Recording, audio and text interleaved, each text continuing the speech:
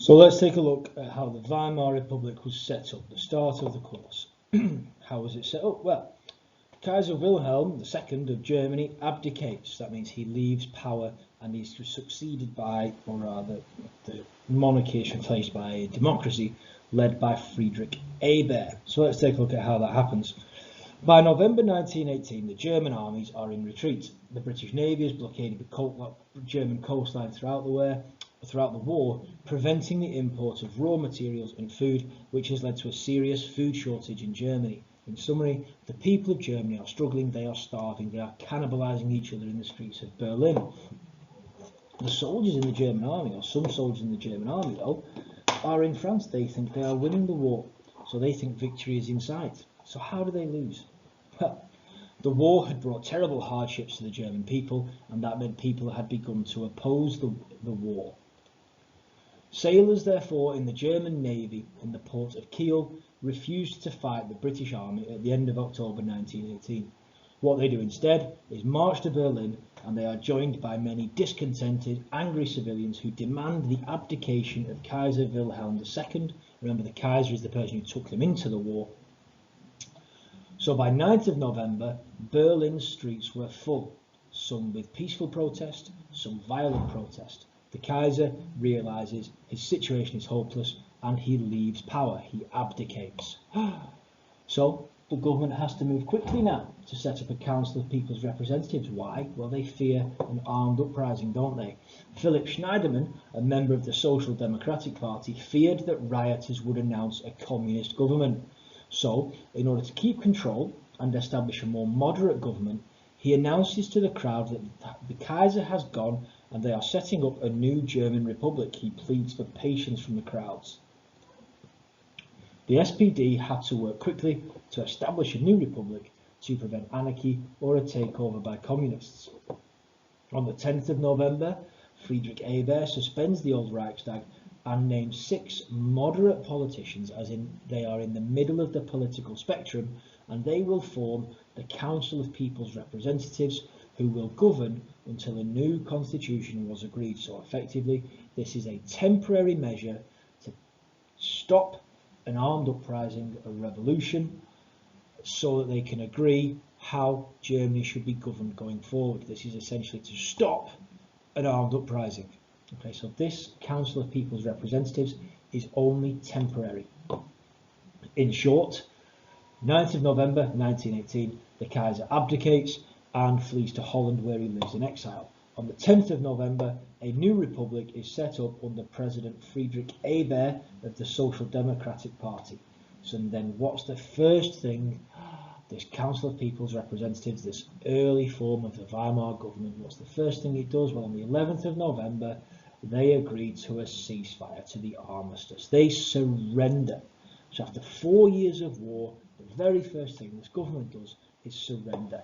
Whilst many people in Germany were struggling and lots of people in Germany opposed the war, this, however, for members of the army is unforgivable. They believe they've been stabbed in the back. This is called Dolchstoß. Okay, so these politicians will earn the nickname, or are given the nickname, the November criminals. It's put forward by leading members of the German army, and it's later sort of pounced on by Hitler and the Nazis. They believed that the German army had been on the verge of winning the war, but were betrayed by the politicians of the new republic, who agreed to the armistice behind their back when they shouldn't have done. Okay, they have been stabbed in the back by this government. It was believed by many people who refused to accept that Germany had been defeated. They say, no, we didn't lose the war, our own government betrayed us. It makes the republic unpopular from the start. And Nazis would later attack these politicians, that means verbally, calling them the November criminals. They have stabbed them in the back. It's Dolchstoß.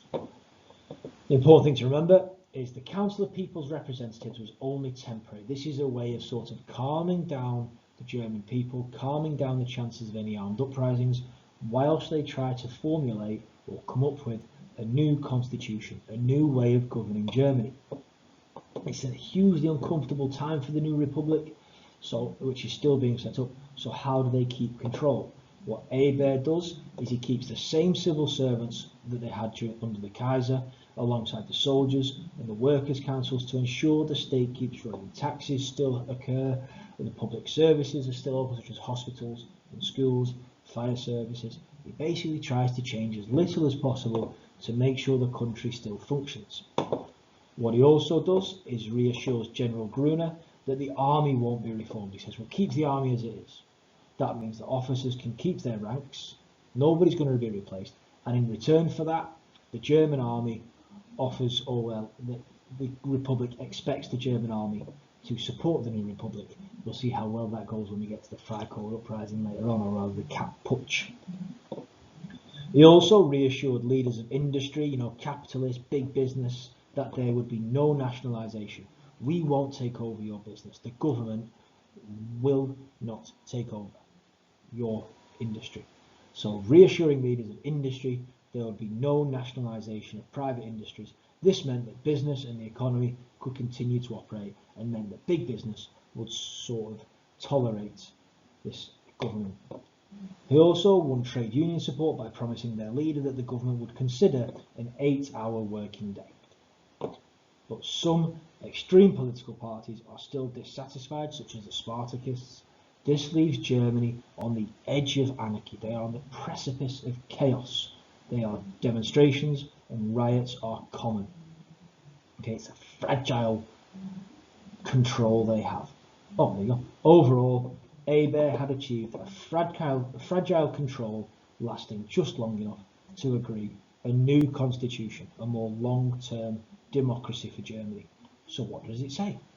Well, February 1919, the National Assembly meets in Weimar, and this is the Weimar Republic. So, 19th of January 1919, national elections are held, and 82% of Germans turn out to vote in the election. 82% of Germans eligible to vote, obviously. This shows, though, that the German people are fervently committed to investing in the future of their nation. They care passionately about how their country is going to be governed moving forwards. The SPD, that is the Social Democratic Party, won 40% of the vote, and the Centre Party won 20% of the vote.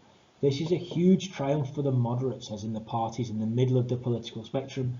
It shows that the people of Germany don't want extremist government.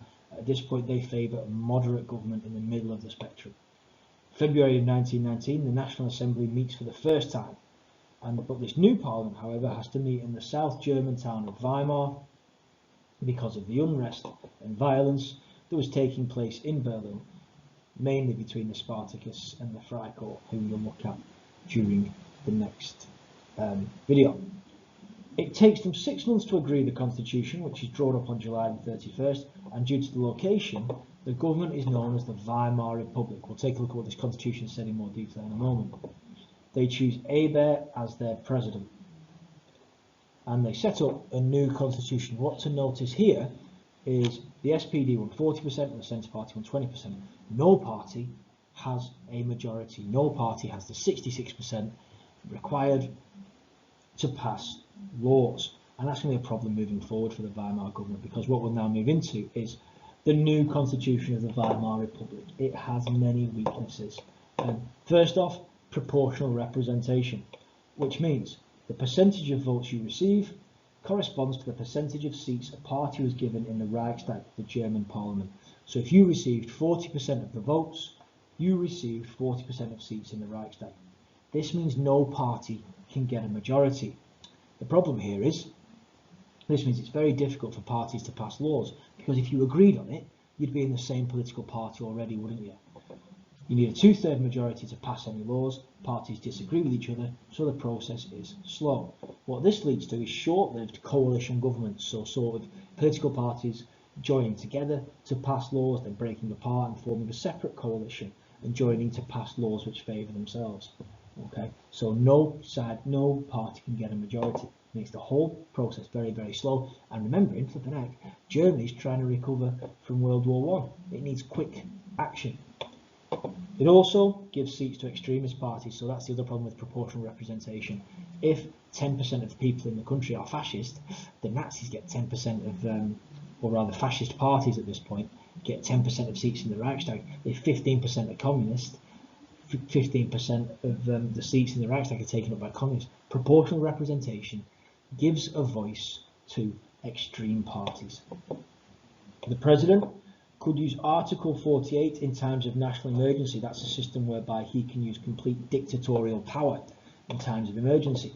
The President also has the power to appoint or sack the Chancellor, and that's usually sort of, you would pick the Chancellor from the Reichstag, usually the person who sort of has, who is the leader of the most represented party in the Reichstag, usually, although not always. Arguably, the Weimar government was possibly the most democratic system in Europe. It's very liberal, almost bohemian, a progressive, liberal government. Even women can vote on the same terms as men. The problem is, it's almost too democratic. Because everyone gets a say, the whole process is very slow. Extremist parties also get representation in government because, like I say, it's almost too democratic.